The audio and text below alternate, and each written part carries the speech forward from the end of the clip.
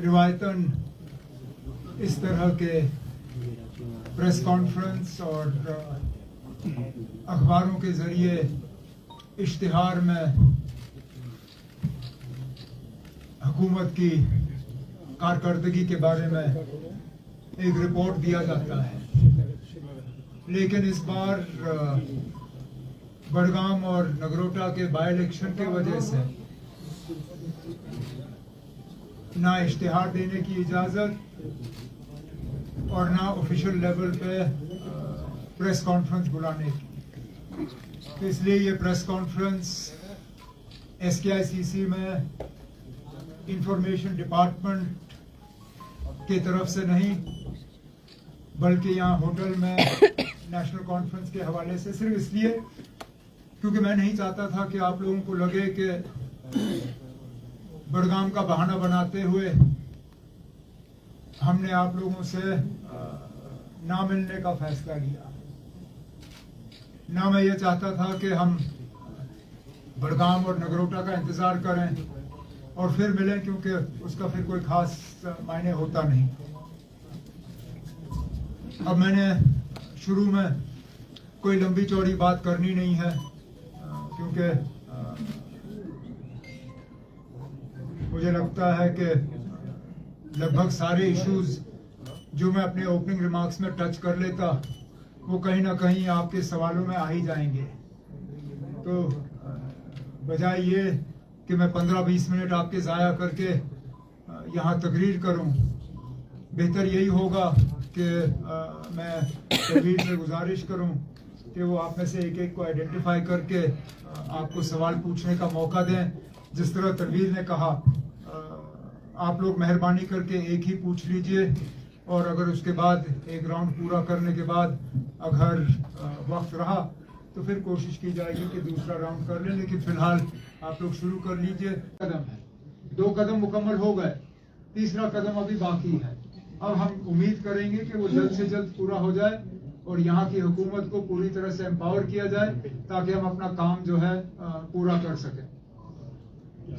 हमारा मंशूर देखिए ना, हमने कहीं मंशूर में मीटर्स को निकालने की बात नहीं की ना, कहीं पर भी नहीं।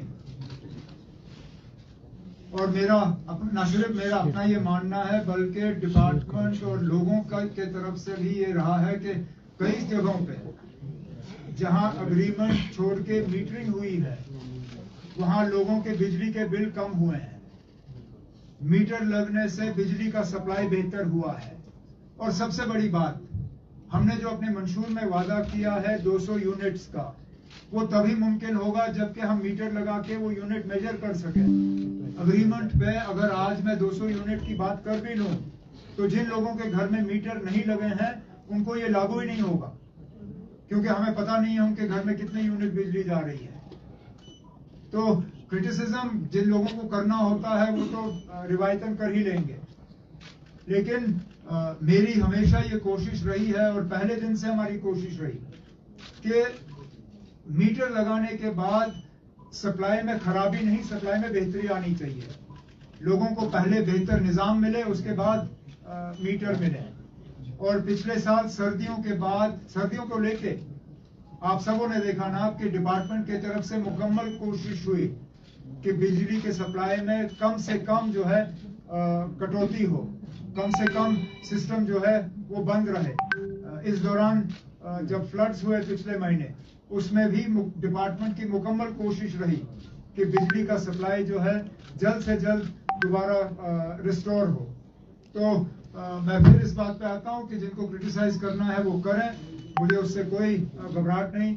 मेरी यही कोशिश है कि लोगों को कम कीमत पे बेहतर सप्लाई बिजली का मिले, और जो हमने अपने मंशूर में वादा किया है उसके लिए इंफ्रास्ट्रक्चर तैयार हो, ताकि दोनों 200 यूनिट जो है नापे जाएं और उसके बाद हम इस वादे को पूरा कर सकें।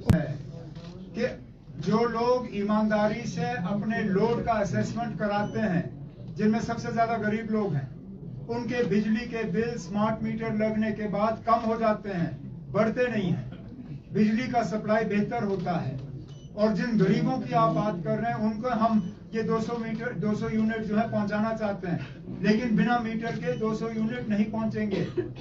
ये सारा जुड़ा हुआ है।